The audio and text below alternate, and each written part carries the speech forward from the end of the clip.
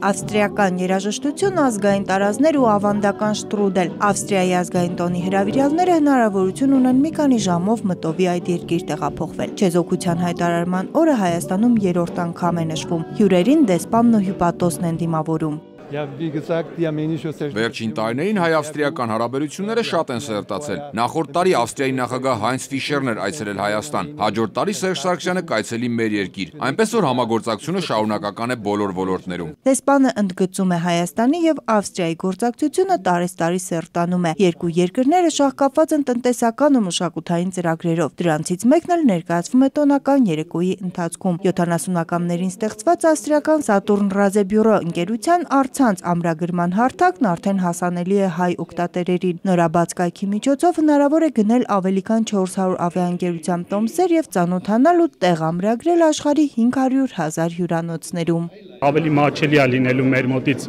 on-line տարբերակով տոմսեր գնելը, հյուրանոցներ գնելը, քան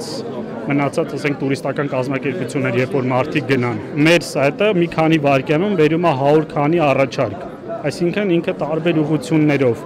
Կիևով, եթե օրինակ Վիենան ենք վերցնում, ինքը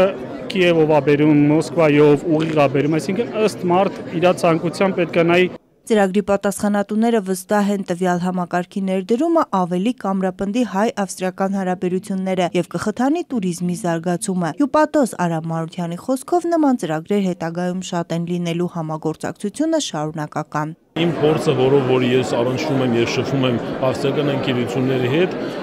իրանց համար շատ ավելի նպատակահարմար է ներդրումը իրականացնել Հայաստանում, քանի որ օրենսդրական դաշտը հարկային Հայաստանի Հանրապետություններում եւ հարկային դաշտը բավականին հետաքրքիր է այսօրվա պայմաններում ներդրումն իրականացնելու համար։ Ավստրիայի տոնն ավարտվում է ուշ երեկոյան, իսկ հայ-ավստրիական գործակցությունը կշարունակվի ու նոր զարգացումներ կունենա։ Սյուզան Չիչակյան, Հայրապի Միքայելյան, ժամը լրատվական։